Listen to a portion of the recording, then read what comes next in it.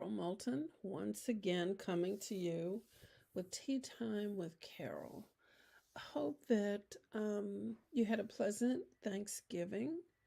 Hope that it went well. Maybe you had to scale it back, couldn't travel as you had planned, or have a lot of folks as you normally do. But, that may not be a bad thing either, because do we question why do we do this anyway?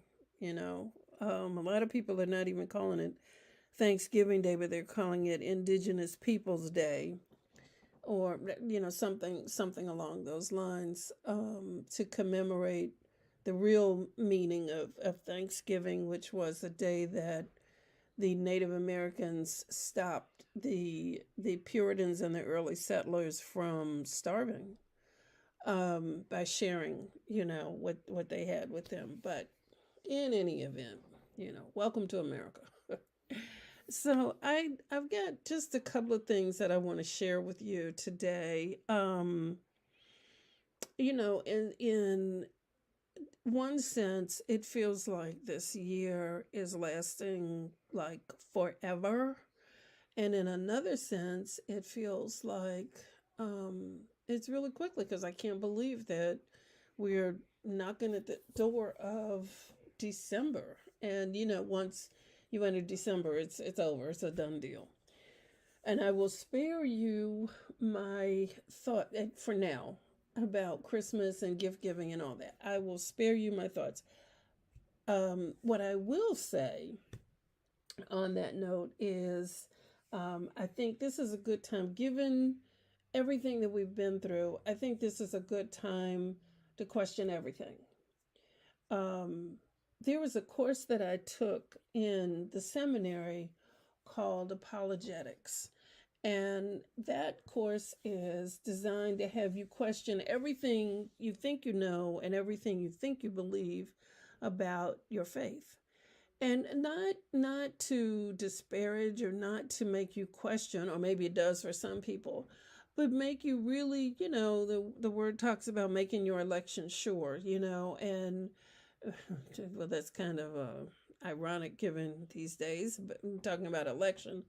But in any event, I'm talking in the faith sense, um, and it's about, apologetics. It's about, really determining what you say you believe and what that's based on. And so I'm saying all that to say this is a good time to really look at everything. I came across a really good book on that note called One Nation Under God: How Corporate America Invented Christian America. And so, starting in the 30s, it's a wonderful book. It's on Amazon. I got the hard copy. Sometimes I like to hold the book when I'm reading it. But it's a detailed history of Christianity, starting with like the 1930s, going forward. And it's really, really interesting how corporate America has crafted the religion that we are so accepting of right now. And I'm not talking about the word, I'm not talking about scripture. I'm talking about a lot of the things, the accoutrements of the faith that we sort of take for granted, that we take as gospel, if you will. Um, the and you're seeing it with evangelicals. That has become such a hot topic. With them getting so involved. I'm sure you all, well, you may have seen a number of the evangelicals who were praying for a certain result, with this last election. And I don't ever remember pastors and preachers getting that involved. I mean, I remember sometimes they may have certain candidates to come on a particular day and kind of speak, but I don't ever remember, with this kind of passion and this kind of destructive rhetoric, because it's not just vote for this guy because he's the best guy. It's more of a, destructive, annihilate, kill, cut the head off, of the opponent. And I'm like, where does that even come from? Well, if you read this book, you get a much better idea of what's really going on with that.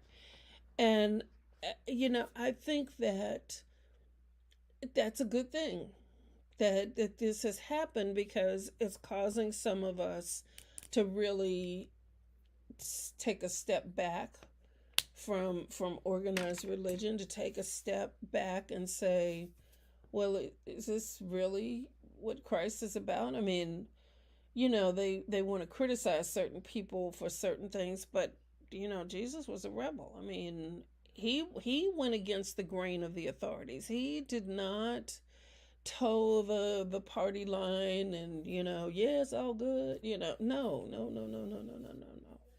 No. If you recall, he got very angry and threw some folks out of the temple, the money changers, because he knew they were really ripping people off. But in any event, I digress.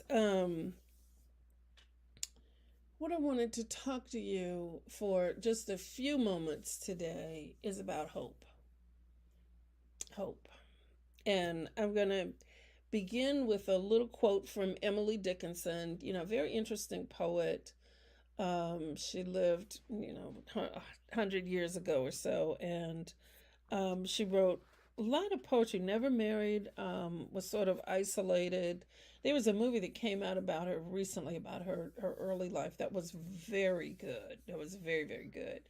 And it really showed her as a real person. Well, anyway, hope. What she wrote is, hope is the thing with feathers that perches in the soul and sings the tune without words and never stops at all.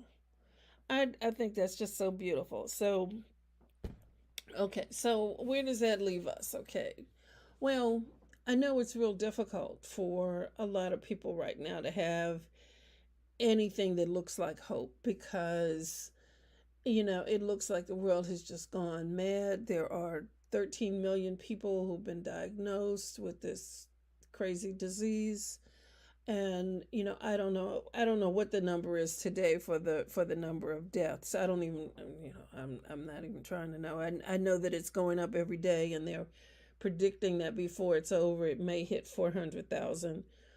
So I'm praying for all of you and all of your families to remain safe during this time. Don't take chances, and don't ignore what they're telling us to do. But hope, hope, hope, hope, hope, hope. So what do we do? I've thought about this from a number of different angles, and one thing that I am convinced of is that for Black folks, it's time for us to move in a different kind of way politically. And I'm not talking about a party line, or you, whichever you choose is fine. But I think we do have to be more active than we have been. And I did notice at the last election that there were a lot of folks posting, and I don't recall seeing this kind of number before. A lot of folks were posting that they were poll watchers or election officials. They served in the polling places. Personally, I made phone calls on a number of days, to potential voters in swing states. So I think a lot of us did our part, but that's just the beginning. I think that it's necessary for us as a people to become even more active on the local level, because what I see happening is that, uh, see, you have to understand the code. And when they keep talking about we only want the legal votes to be counted and we don't want the illegal votes, that's really a code for minority votes. We don't want the Black folks because they know which way we tend to vote. And, they, when I say they, I mean, you know who I'm talking about. Those who are trying to eliminate votes. Funny little aside here, the Republican committee campaign, whatever they're called, paid $3 million to do a recount in, I think it was Milwaukee. And it ended up, after they spent the $3 million for the recount, with like 152 additional votes for Biden. So just note that the whole discussion about fraud and illegal votes and all of that is a trick of the enemy, and that's a smokescreen for what's really going on. What's really going on is it's an assault on democracy. And I know it's difficult for Black folks because we feel like we've been so disenfranchised and so cut out of the process that it doesn't matter. Well, I'm here to tell you that it does matter. Because if we don't really start participating and getting involved, then it's going to be really dang on easy for them to turn back the clock, which is what they're really trying to do, and make it impossible for us to vote. I mean, all these things about slowing down the mails, removing the polling places, and making one per county, all these things that were done to make it more difficult for people to vote. I am so proud that Americans stood up, and a lot of Black folks stood up, and a lot of Black women stood up and said, my voice will be heard. But now, what I'm suggesting to you is that we can't stop. We have to continue the assault because they're not stopping. They're not stopping. I don't think there's been a concession yet. And they're still filing, I think they're up to 38 lawsuits challenging. And what I see, this is the worst lawyering I've ever seen in my life. And the only way that I have been able to maintain my sanity, and this is not a joke really, is I've gotten on Twitter, which I was never on before, and I started following a lot of very highly respected attorneys. And I started, reviewing the filings. Some of these folks, I don't know how they have a law license. I'm telling you the truth. The stuff that I'm seeing, the misspelled words, if you can't spell district, how in God's name do you have a license to practice law? But anyway, I digress. And that's a true story. I'm not kidding.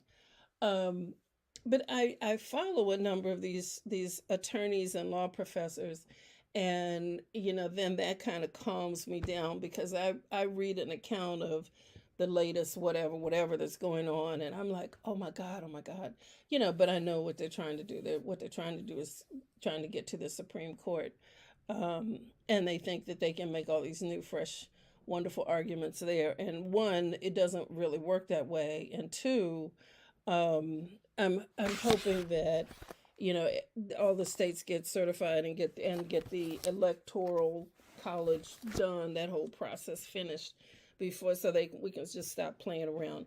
January 20th can't come fast enough for me. But anyway, anyway, we're on hope. We are on hope.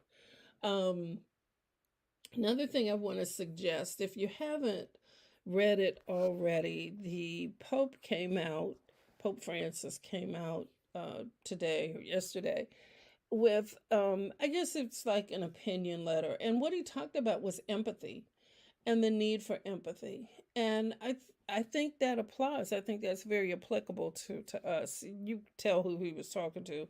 But I think that for us, we're going to have some empathy too, because you know there's so many people who are sick. There's so many people who are um, food insecure. They're just not secure about where their next meal is coming from or where they're going to be able to live, because the temporary holds on evictions in some counties has been lifted. Excuse me. So there's going to be it's going to be more difficult. As it gets colder, as the winter months come in, it's going to get more and more difficult. But we continue to have hope, and I want you to have hope. And I want you to think about it in this way. Um, My grandfather was a very, very proud man. He was born in 1901, and he was a Pullman porter on the train. And at that time, that was a very prestigious job because, um, for a black man to have that kind of salary job. And it was a union job. It was one of the first unions, first gather group of black men who were able to unionize under A. Philip Randolph, if you recall your history, talking about A. Philip Randolph. And there is a picture that I found of my grandfather with that first set of union workers of who were, it was called the Brotherhood of Sleeping Car Porters. And they were the ones, many people on long trips would travel by sleeping car, and the porters were the ones who took care of folks, on these long trips. Um, my grandparents were married over 50 some years, and he always referred to my grandmother as his girlfriend, which I think probably contributed to the longevity and the good relationship that they had. But anyway, my grandfather, he went to the March on Washington. He followed politics very, very closely. He was very proud of his ability to vote. I always remember him saying, you're looking for the person who's going to do something for black folks. And that was his mentality. And I'm certainly not being critical, and that was certainly appropriate at that time. But what I'm suggesting to you is that a lot of us still have that mentality. We're still looking for someone to do something for us. And I'm referring to the recent um, Johnny come lately discussions by some of the rappers who had these platinum plans and all this kind of foolishness at the last daggone minute. And it reminded me so much of my grandfather's position of waiting for the white man to do something for us, or evaluating candidates in those terms. And I think it's time out for that. I think we really have to find a way to come together in a different kind of way, in a more positive way, and in a way where we are self-determining, what we want. And hopefully with the new administration, there will be ways. I'm very gratified by the names that I'm seeing to be appointed to the first cabinet.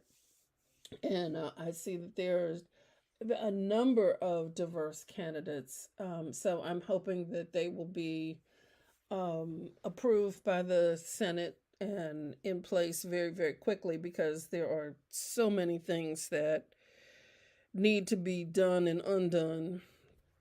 Yeah, and oh my goodness, I've been talking for so long and I forgot to pour the tea. Oh my God, how did I forget? Oh my Lord. I am so sorry. So let me pause for 1 second.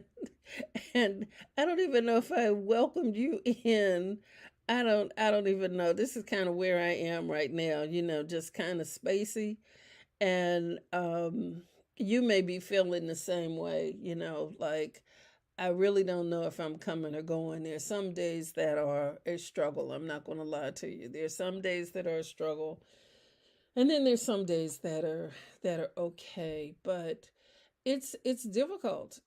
I just want to acknowledge you.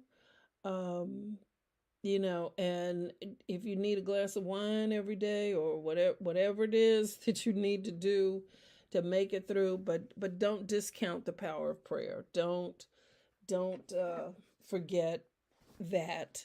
And if you're struggling with um the religion, you and I'm not talking about faith, I'm talking about religion and organized religion. If that's not getting it for you right now, then I suggest, in all sincerity and in all love, that you find your way to your knees and really ask God to show you him.